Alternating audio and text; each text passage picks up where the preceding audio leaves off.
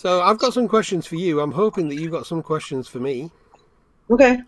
But they, we've got to sort of set the scene. I don't know if you've heard the story about the man who had the genie of the lamp turns up, and he says, "I'll give you one wish, not three, just the one."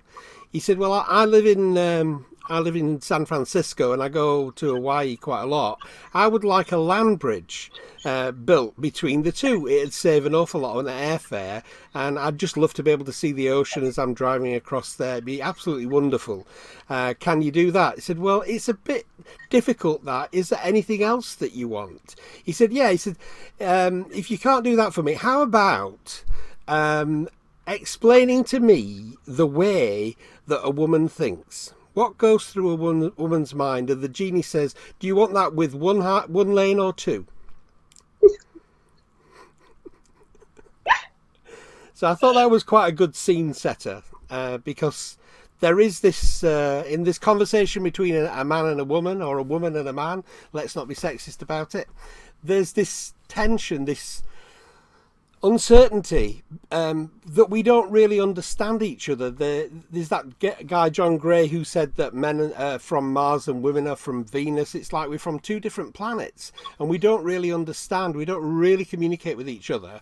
So my hope would be that in our conversations, plural, that's what happens, that we end up having some kind of dialogue, that you express the female side of what goes off in this thing called humanity on the lady side of thing, and I do that on the guy's side. Now, I'm not your typical sports hero. I'm just an ordinary guy. So maybe I'm not the best person to be doing this, but I'm in it. I wanna do it. So There's nothing ordinary about you, darling. no, but what I'm saying is that I'm not the He-Man, the tough guy.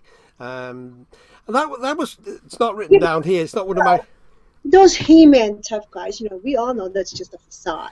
That's We that, all understand that. I mean, because somewhere out there's a woman um, that's in this tough guy's life, and she knows what's behind that facade. She understands all his weakness and his insecurities and all his flaws. So I don't really think, I've been with enough men in 45 years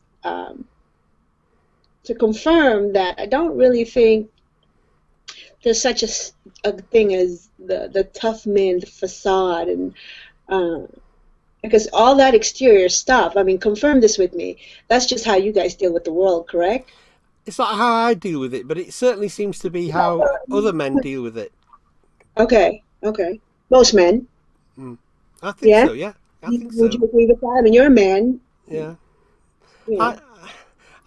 I'm a man, and yet I think that one of the questions, it's not written down here, but one of the questions that I've often thought of is, why does the sweet guy never get the ladies, but the rough and tumble guy, the guy that's going to slap you about and hit you and be horrible with you, you want to be with him? Now, the obvious thought is that he's going to protect you, but is he really? I don't know. That's one of the thoughts Yeah. that I've had. What do you mean you don't get the girl? I do you have a woman now? Certainly do, yeah.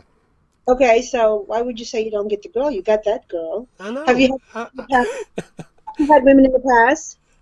Yeah, yeah. Okay, so you do get the girl. So it's not like you don't get the girl. It's just we hear about, we're more likely to hear and concentrate about the guy who gets, you know, Yeah, the girl, you know. But I don't, I think that's really a myth. I okay. think that's really misunderstood. Like, why does the bad boy or why does the tough guy who mistreats the woman get the girl? Okay, first of all, what girl? Because all you men get girls anyway. I mean, is it the girl that you want? And would you want the girl that he gets? Would you want that kind of woman? Uh, I've certainly have went for a bad boy before. I've certainly went for the big athletic NFL player or the jock before in my life. And it's not because I went with him because he was abusive or he was a bad boy. I went with him because he was attractive. to me at the time. I've But always, what was attractive about that kind of guy? well, for me, Hmm. it was the money and fame. Yeah, I suppose that works. Yeah. You know, I mean, let's be honest. Money with a man. I mean, let's be honest. I mean, exteriors wise. I mean, and we often judge, and a lot of people don't admit to this, when we see a guy or when we see a woman that we're attracted to, we don't go, "Oh my God, I love your heart." Hmm.